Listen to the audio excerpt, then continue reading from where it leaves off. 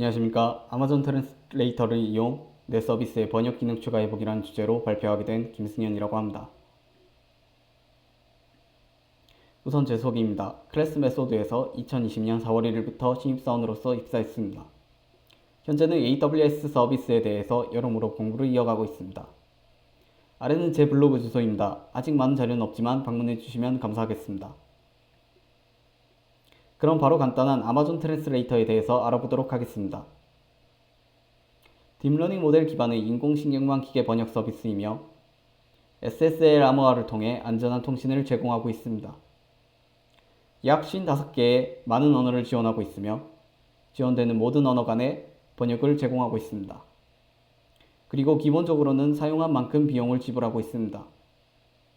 상세하게 보시면 API로 전송된 총 문자 수를 기준으로 요금이 부과됩니다. 아마존 트랜스레이터는 다양한 서비스와 통합이 가능합니다. 슬라이드에 서비스뿐만 아닌 AWS상의 여러 서비스와 손쉽게 통합이 가능하므로 참고해 주시면 감사하겠습니다. 오늘 발표에서는 아마존 트랜스레이터를 매니지먼트 콘솔에서 확인하실 수 있는 실시간 번역, 배치 번역, 사용자 지정 용어에 대해서 알아보도록 하겠습니다. 그리고 아마존 트랜스레이터의 여러 방법 중 SDK를 이용 다른 서비스와 어떻게 통합하면 되는지에 대해서 알아보도록 하겠습니다. 그럼 먼저 실시간 번역에 대해서 간단히 알아보도록 하겠습니다. 실제 콘솔에서 확인하시면 이와 같은 기존의 구글 트랜스레이터나 한국에서 많이 쓰시는 파파고와 비슷한 UI를 확인하실 수 있습니다. 그럼 실시간 번역의 작동 방식에 대해서 간단하게 알아보도록 하겠습니다. 소스 텍스트, 소스 언어, 출력 언어를 지정하면 출력 텍스트가 반환되는 심플한 형식입니다. 단 지원되지 않은 언어 시에는 아래와 같은 에러가 반환됩니다. 그리고 기본 UTF-8 형식을 지원하고 있습니다. 콘솔의 애플리케이션 통합을 확인하시면 슬라이드와 같은 JSON 형식을 확인하실 수 있습니다. 방금 확인하신 한 JSON 형식을 보시면 소스 랭귀지 코드에 오토를 확인하실 수 있습니다. 오토로 설정되면 자동으로 번역하고 싶은 텍스트를 확인, 언어 타입을 지정합니다.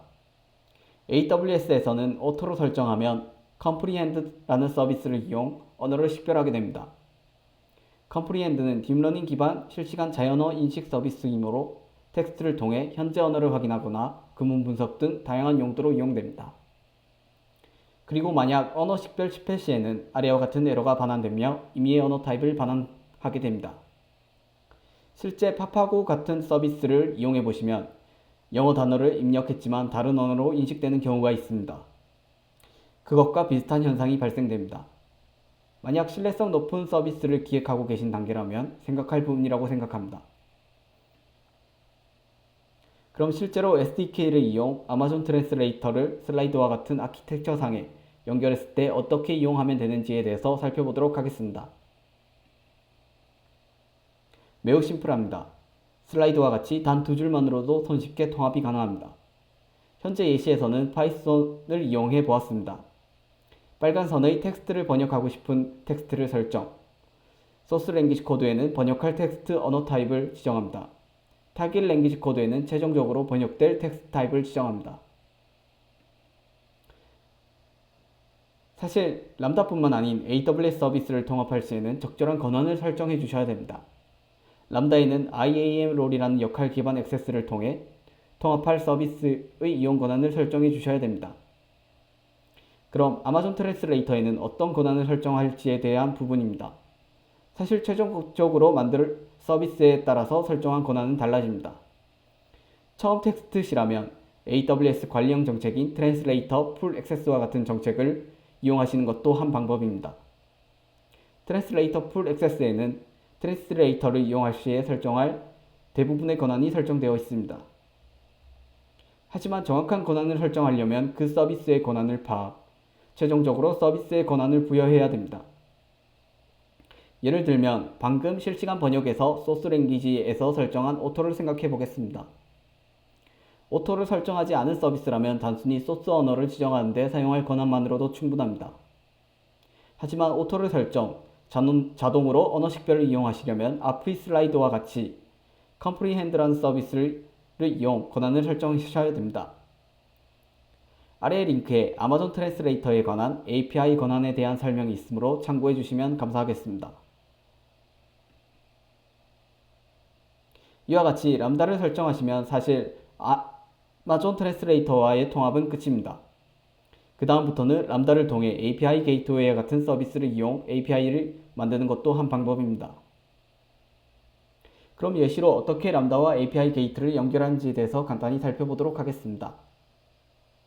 처음의 API 게이트웨이를 생성, API 이름, 설명, 엔드포인트 유형을 지정합니다. 그 리소스 생성 후 메소드를 생성합니다. 여기서는 바로 메소드를 생성해 보았습니다. 메소드에는 다양한 형식을 지정할 수 있습니다. get, post 등과 같은 흔히 사용하시는 메소드뿐만 아닌 API 게이트웨이, REST API 생성을 이용하시면 쉽게 각 메소드별로 대응되는 REST API를 생성하실 수도 있습니다. 그 후 API 게이트웨이는 최종적으로 API 배포 전에 테스트를 이용해 보실 수 있습니다. 이렇게 파라미터를 지정한 후 응답을 받으실 수 있습니다. 만약 원하는 결과를 받아 테스트를 확인하셨다면 바로 API 배포를 하시면 됩니다. 최종적으로 API 배포를 하시면 API 게이트웨이의 스테이지에서 배포된 URL을 확인하실 수 있습니다. 그럼 최종적으로 이와 같은 아마 많이들 쓰고 계시는 포스트맨과 같은 서비스를 이용해 테스트를 통해 최종적으로 다양한 서비스에 연결하시면 됩니다. 아래의 링크에는 포스트맨을 이용해 API 게이트웨이를 테스트하는 방법에 관한 자료이므로 참고해 주시면 감사하겠습니다. 그럼 방금 람다의 SDK를 이용해 아마존 트랜스레이터를 연결해 보았습니다.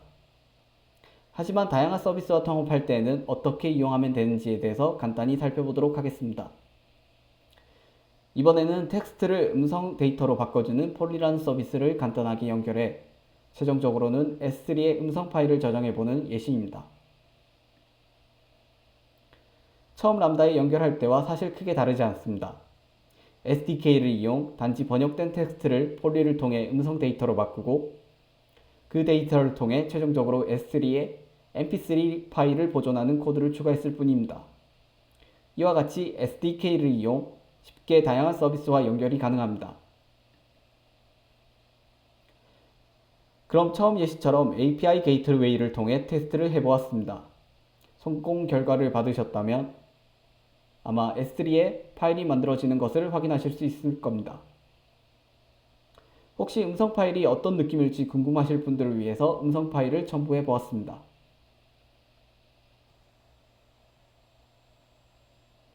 여러분, 감사합니다.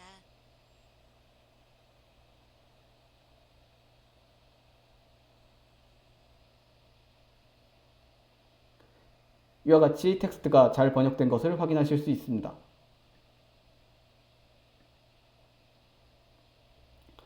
그럼 다음으로 배치 번역에 대해서 알아보도록 하겠습니다.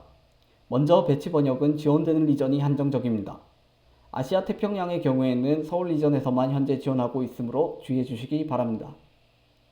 배치 번역에는 다양한 형식의 파일, 텍스트, HTML, 워드, 엑셀, 파워포인트 등을 쉽게 번역해주는 서비스입니다.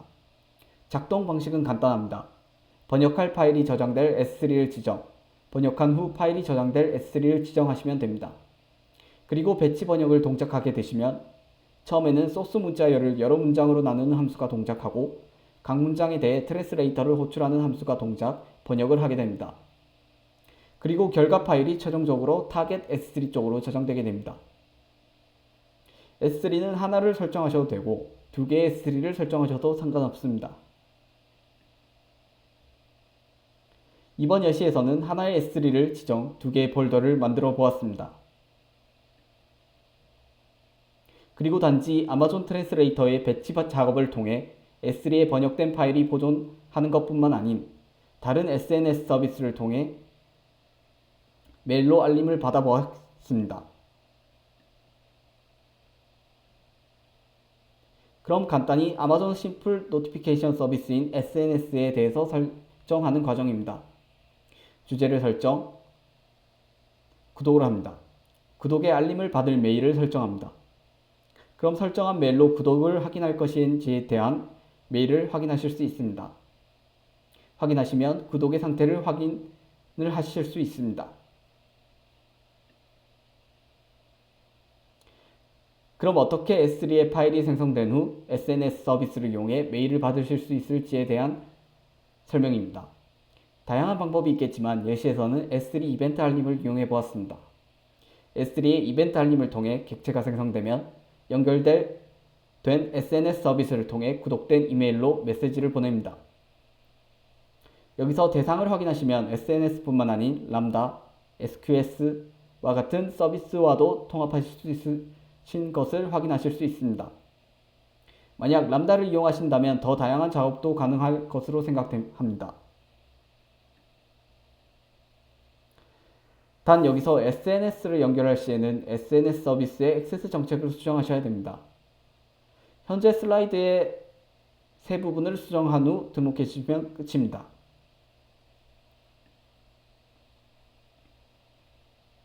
마지막으로 콘솔에서 배치 번역을 실행해 보겠습니다. 소스 언어, 대상 언어를 설정한 후 입력 S3 위치, 그리고 파일 형식을 지정합니다. 여기에서는 이후 보여드릴 HTML 파일을 지정해서 번역해 보았습니다. 그리고 출력 S3 위치를 지정합니다. 사용자 지정 영어는 이후 설명해 드리므로 생략하도록 하겠습니다. 마지막으로 액세스 권한을 설정하시면 됩니다. 액세스 권한은 콘솔을 통해 손쉽게 생성하실 수 있습니다. 예시에서도 IAM 역할 생성을 통해 이용해 보았습니다. 그럼 배치 번역 종료 후 완료됨을 확인, 실제 S3의 파일을 확인하실 수 있습니다. 마지막으로 이메일도 확인하실 수 있습니다. 실제 번역 전 파일과 번역 후 HTML 파일을 확인해 보았습니다. 적절하게 잘 번역된 것을 확인하실 수 있습니다. 이런 배치 번역도 SDK를 통해 쉽게 이용하실 수 있습니다. 실제로 이와 같은 코드를 이용 쉽게 배치 번역을 코드상에서 실행하실 수 있습니다. 그리고 단순히 SDK를 이용 작업을 실행시키는 것뿐만 아닌 이후 소개할 사용자 지정 용어의 리스트를 확인하는 등의 작업도 가능합니다. 아래의 링크에는 파이썬 SDK 보트3를 이용 아마존 트랜스레이터를 이용할 수 있는 방법에 대한 참고 URL입니다. 참고해 주시면 감사하겠습니다. 마지막으로는 사용자 지정 용어에 대해서 살펴보도록 하겠습니다. 사용자 지정 용어에는 번역 시 사용자가 지정한 용어에 1대1로 대응되도록 번역하는 기능입니다. 여기에서는 예시로 AZ라는 단어를 선택해 보았습니다. 실제 결과에서는 AZ를 입력해도 한국에서는 AZ라는 결과가 출력되었습니다. 이것을 AZ를 입력하면 한국어로 가용 영역이라는 문장이 나오도록 설정해 보았습니다. 동작 원리는 간단합니다. 소스 텍스트가 번역 전 사용자 지정 영어를 설정하셨다면 사용자 지정 영어 리스트를 확인한 후 리스트에 대응되는 단어가 있다면 대응되는 단어로 번역됩니다. 실제 콘솔에서 만들어 보시면 이런 창을 확인하실 수 있습니다. 영어 파일 데이터 형식은 CSV, TMX 두 가지 형식을 지원하며 암호화 키는 AWS의 암호화 키, 그리고 KMS 서비스를 이용해 설정하실 수 있는 현재 계정의 키, 다른 계정의 키를 설정하실 수 있습니다. 실제 예시에서는 엑셀 파일을 이용해 CS 파일을 만들어 보았습니다. 그리고 암호화 키에는 AWS의 암호화 키를 설정해 보았습니다. 사용자 지정 영어를 생성하신 후 콘솔에서 설정해 보았습니다. 원하시는 결과를 확인하실 수 있습니다.